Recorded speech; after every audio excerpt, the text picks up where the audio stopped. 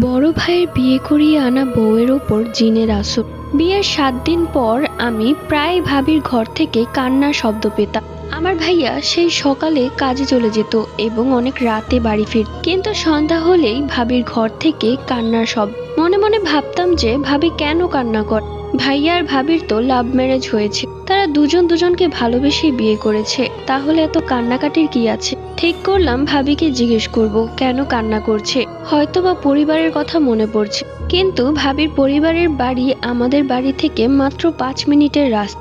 সকালেও ভাবি ও বাড়িতে গিয়ে এসেছে। আর কিছু ভাবতে পারলাম না, আমি ভাবির ঘরের পর্দাটা সরালাম। পর্দা সরিয়ে আমি অবাক, দেখলাম ভাবি তো কাঁথা মুড়ি দিয়ে শুয়ে আছে। তাহলে যে ভাবির ঘর থেকে কান্নার শব্দ আসছিল। ভাবিকে ডাক দিলাম, দেখলাম ভাবি তো অনেকক্ষণ যাবৎ গভীর ঘুমে ঘুমিয়েছিল, চোখ মুখ ফুলে গেছে। আমি বললাম, তুমি কি কান্না করছিলে? সে বলল, কই না তো, আমি তো ঘুম